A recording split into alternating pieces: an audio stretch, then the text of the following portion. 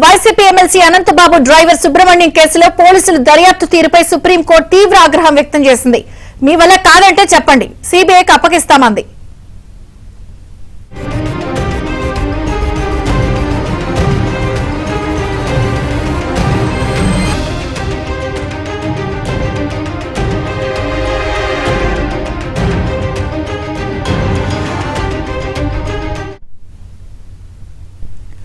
YCP MLC Anantababu driver Subrahmanyam కేసులో పోలీసుల దర్యాప్తు తీరుపై సుప్రీంకోర్టు తీవ్ర ఆగ్రహం వ్యక్తం చేసింది.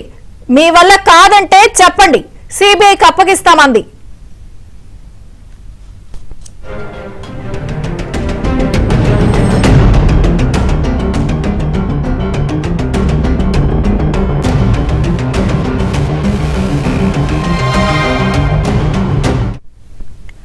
YCP MLC Anantababu driver Subrahmanyam కేసులో పోలీసుల దర్యాప్తు తీరుపై సుప్రీంకోర్టు ఆగ్రహం వ్యక్తం చేసింది.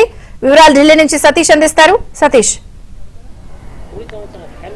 విజయ్ చంద్రిక ఎమ్మెల్సీ అనంతబాబు డ్రైవర్ సుబ్రహ్మణ్యం హత్య కేసులో ఏపీ పోలీసుల దర్యాప్తు తీరుపై సుప్రీంకోర్టు తీవ్ర ఆగ్రహం వ్యక్తం చేసింది. జస్టిస్ సూర్యకాంత్ ధర్మాసనం ముందు ఈ కేసు విచారణకు వచ్చింది. కేసు విచారణ సందర్భంగా ఏపీ ప్రభుత్వం ముఖ్యంగా పోలీసుల కుమ్మక్కు తీరుపై కూడా తీవ్ర విమర్శలు అయితే వచ్చినాయని చెప్పాల్సి ఉంటుంది. మరోవైపు కేసును సాగదీస్తున్న పోలీసులను సస్పెండ్ చేస్తారా లేదా ఏం చేస్తారు, అదేవిధంగా డీజీపీ ఎస్పీ ఏం చేస్తున్నారనే అంశంలో కూడా సుప్రీంకోర్టు కొంత కీలక వ్యాఖ్యలు చేసింది. దాదాపు కేసు విచారణ ఇన్ని రోజులు అవుతున్నప్పుడు కూడా ఎందుకు విచారణ పూర్తి చేయలేదు, ఒకవేళ విచారణకు సంబంధించి పోలీసుల చేత కాకపోతే నేరుగా సిబిఐకు ఈ కేసును అప్పగించేందుకు తాము సిద్ధంగా ఉన్న అంశాన్ని కూడా ధర్మాసనం స్పష్టం చేసిన ఆ పరిస్థితి ప్రస్తుతం కనిపిస్తుంది. ఇక మీకు చేత కాకుంటే సిబిఐకి అప్పగించేందుకు తాము సిద్ధంగా ఉన్నా అనే అంశాన్ని కూడా కీలక వ్యాఖ్యలు కూడా ధర్మాసనం చేసింది. మరోవైపు నవంబర్ 30లోగా కేసుకు సంబంధించిన ట్రయల్ను పూర్తి చేయాల్సిందిగా కూడా సుప్రీంకోర్టు ఆదేశాలు జారీ చేసింది. ఎమ్మెల్సీ అనంతబాబును లోపల ఉంచడమే ఉద్దేశంగా కనిపిస్తుందా అనే అంశంలో కూడా